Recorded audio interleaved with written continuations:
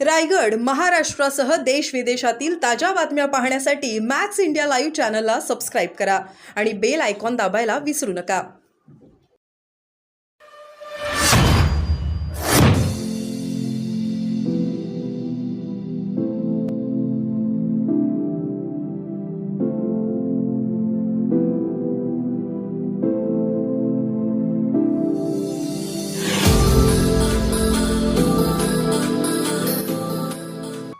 कपिल पाटलांच्या ट्विटच्याच अनुषंगाने आशिष शेलार म्हणतात की जयंत पाटलांचा पराभव उभाटानेच केलेला आहे. हे पहा, आशिष शेलारना काय पडलंय तुमचं तुम्ही बघा ना, आमचं आम्ही बघू ना. तुमचं पहा की तुम्ही महाराष्ट्रात तुम्ही लोकसभा कशी हारलात त्याच्यावर बोला. महाराष्ट्रात तुम्हाला जनतेनं धूळ चारली त्याच्यावर बोला. कालच्या स्थानिक स्वराज्य संस्थेमध्ये मुंबईमध्ये शिवसेना जिंकली, शिक्षक पदवीधर, त्याच्यावर बोला. तुम्ही हारलेला आहात. आम्ही आमच्या जागा जिंकल्या. तिसरी जागा ही अनवॉन्टेड होती. आमच्या भाषेमध्ये प्रयत्न करूया, प्रयत्न कमी पडला. तुम्ही जसं म्हटलं की चंद्रकांत हंडोरेंचा पराभव सुद्धा या 7 लोकांनी नक्कीच. केला. आजकाल सुद्धा तेच 7 लोक आहेत. तर काँग्रेसकडनं तशी कारवाई या 7 लोकांवर मला असं वाटतं, मी नाना पटोले यांचं निवेदन मी पाहिलं की या 7 लोकांवरती जे आहेत त्यांच्यावर कारवाई केली जाईल असं. नाना पटोले जे पक्षाचे प्रमुख आहेत, महाराष्ट्राचे नेते आहेत काँग्रेस पक्षाचे, महाविकास आघाडीचे, त्यांनी काल हे सांगितलंय की जे गद्दार आहेत, ज्यांना पक्षात राहून जे गद्दारी करतात त्यांना बाहेरचा रस्ता दाखवला जाईल असं काल नाना पटोले यांचं मी स्टेटमेंट पाहिलेलं आहे. अफगाणिस्तानवर कांदा मागवलेला आहे. विधान परिषदेवरून अफगाणिस्तान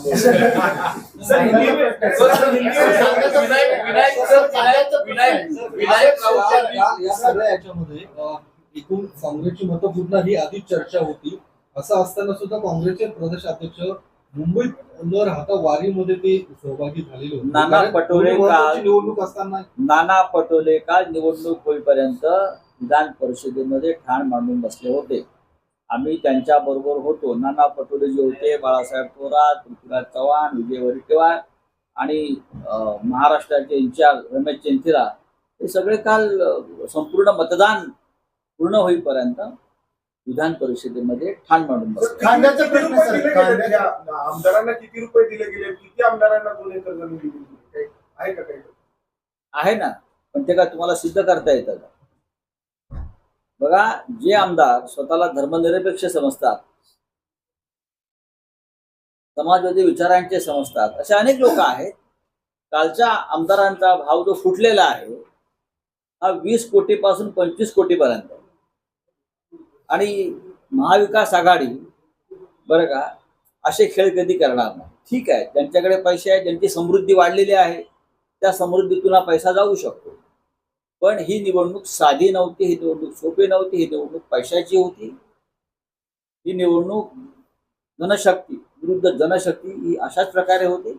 आम्ही आमच्याकडे जेवढी मतं होती त्या मतांच्या ताकदीवर निवडणूक लढलो आणि आमची मतं आम्हाला मिळाली. कांद्याचा प्रश्न आहे सर. 200 टन कांदा जो आहे तो अफगाणिस्तानवरून मागवलेला आहे महाराष्ट्रामध्ये. शेतकऱ्यांना भीती वाटते की कांद्याचे भाव जे आहेत आता कोसळतील. काही गरज नाही खरं म्हणजे अफगाणिस्तानमधून कांदा मागवण्याची.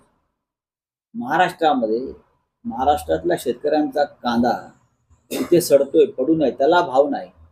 आणि शेतकऱ्यांना 4 पैसे जेव्हा मिळू लागतात तेव्हा बाहेरून कांदा मागवला जातो. महाराष्ट्रातल्या शेतकऱ्यांच्या बाबतीमध्ये अशा भूमिका, शेतकऱ्यांना नुकसान पोहोचवण्याच्या भूमिका या कायम घेतल्या जातात.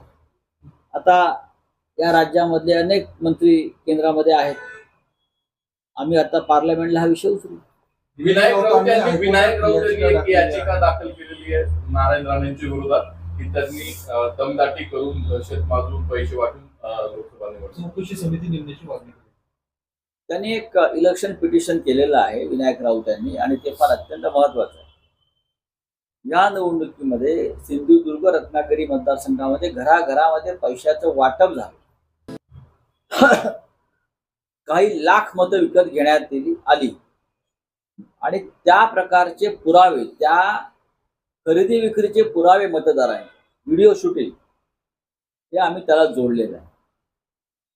मतदारांना आमिष दाखवण्यात आली, मतदारांना धमकवण्यात आलं, मतदारांच्या घराघरामध्ये पैशाची पाकिटं फेकण्यात आली, हे सगळे पुरावे आमच्या हातामध्ये आहे आणि त्याच्यामुळे इलेक्शन पिटिशन जे आहे रंगतदार होणार. चला, सर, हिंदी में संविधान हत्या दिन साजरा करायचं ठरवलंय या केंद्र सरकारने. काय संविधान हत्या दिन 25 तारीख जी आहे, तर अमित शहानी असं अनाऊन्स केलंय की संविधान हत्या दिवस साजरा करू जेव्हा इमर्जन्सी लागली बरं, म्हणजे गेल्या 10 वर्षामधला प्रत्येक दिवस मोदींच्या काळातला हा संविधान हत्या दिवस आहे. आज मोदी मुंबई दौऱ्यावर आहे. गेल्या 10 वर्षातला मोदींच्या कारकिर्दीतला प्रत्येक दिवस हा संविधान हत्या दिवसच आहे. त्याच्यामुळे ते नक्की कोणता संविधान हत्या दिवस साजरा करतात ते पाहावं लागेल. सर ही या संविधान आणीबाणीच्या संदर्भात जर आपण म्हणाल तर आणीबाणीचं समर्थन करणाऱ्यांमध्ये राष्ट्रीय स्वयंसेवक संघ होता आणि हिंदू हृदय सम्राट बाळासाहेब ठाकरे सुद्धा होते. त्याच बाळासाहेब ठाकरेंचे फोटो लावून तुम्ही मतं मागतात, काही हे विसरू नका. फोटो काढा बाळासाहेबांचे. बाळासाहेबांनी इंदिरा गांधींना पाठिंबा दिला होता. हे अनुशासन पर्व आहे. देशाला शिस्त लावण्यासाठी अशा प्रकारची कठोर पावलं उचलायला पाहिजे. हे RSS आणि हिंदू हृदय सम्राट बाळासाहेब ठाकरे यांनी घेतलेली परखड भूमिका होती. याच्यावरती अमित शहा आणि मोदींचं काय म्हणणं आहे त्याने सांगावं. सर ये हिंदी में जानना चाहेंगे बताइए। जिस तरह से 25 जून को जो संविधान हत्या दिवस उनके पास कोई काम बचा नहीं है.